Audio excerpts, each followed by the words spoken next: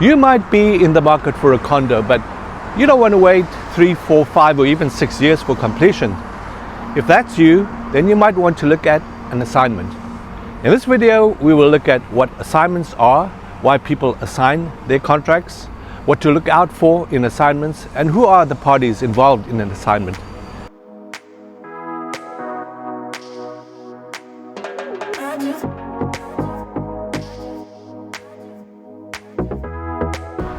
So what is an assignment? Well, suppose I bought a unit at the Richmond Centre project about 4 years ago, and completion is only in 2 years' time. For some reason I decide I need to sell. So since I've only put down a deposit, the unit doesn't technically belong to me. The unit still belongs to Shape, the developer. So if I want to sell this particular unit, I need to assign it. So the assignment is that legal process where I hand over my legal obligations and rights for this particular unit to another person. I will be the assignor, and the person buying this contract will be the assignee. Obviously, in some cases we hope to make a profit. In some cases and in some markets, the profit is not possible. But anyway, that's what it is. I am now assigning my rights and obligations on this particular legal contract from myself to another individual who becomes the assignee. So why would somebody want to assign a contract? Well, before completion, there is a certain amount of flexibility. So in some cases, people who have bought into a project like this may want to benefit from some profit. In other words, they bought it for this amount and they expect to sell it for that amount and make a profit, and then go into the sunset. Well, not exactly into the sunset, because even though we assign a contract to an assignee, we are still responsible for the completion of that contract. Another reason why some people may want to assign a project is there have been some changes in their lives. So in a period of about 6 years, many things change. They may have found a job in a different city. There may have been some changes in their family, or maybe some interest rate changes have affected them. So that might be another consideration for them deciding to assign a project. As a buyer, assignments are definitely something that you might want to look into. So who are the players, and what are some of the points we need to be aware of when we enter into an assignment agreement? Let's take a look at the assignment agreement. This is the contract that we use for assignments in British Columbia. It's called the Assignment of Contract of Purchase and Sale, New Developments. Number 1 on the right is the name of the assignor. The assignor is the original purchaser of the unit. To the right of that we have the assignee.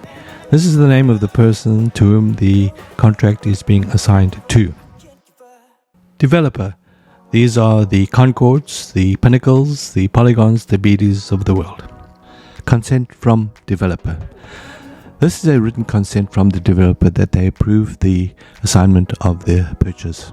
In the disclosure statement provided by the developer, there is usually a clause which indicates when an assignment can be done.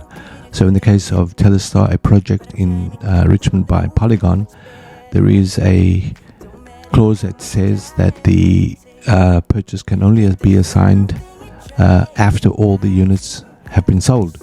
So this could be a lengthy wait in some cases. Assignment fee. This is the fee that the developer would charge the assigner should they decide to assign their project. In the case, once again, of Telestar, the assignment fee is 2% of the purchase price. I understand that there is currently a promotion in which they have waived that 2% and they're charging now a flat fee of $500. And when the promotion's over, I guess it's back to 2% of the purchase price. So it's important to understand if one were to assign what the assignment fees are, and in addition to that, there might also be an administration fee, and that all adds up, of course. Upgrades, credits and allowances. It's important to understand what the original purchaser purchased at the time. They may have purchased the appliance upgrades, floor upgrades, that kind of stuff. And they may have got some credits and they may have got some allowances. So therefore it's important to understand what these were and to include these in the assignment. 5.1 Assignment amount.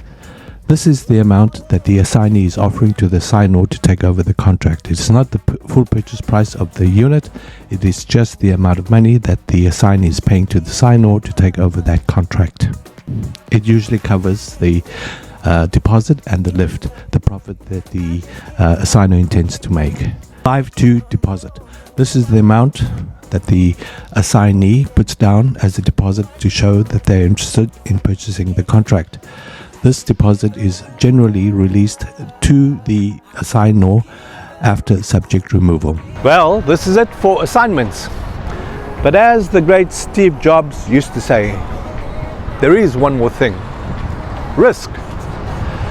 Buying pre-sale, buying assignments all involve risk because we're buying a project that hasn't completed yet. So we need to be aware that there is a risk involved and we need to manage this risk. One of the ways to manage risk is to be informed. If you'd like to find out more about assignments or pre-sales for that matter, please check out my description. There is a link to my calendar, and let's make an appointment and let's chat. See you again next time. Bye.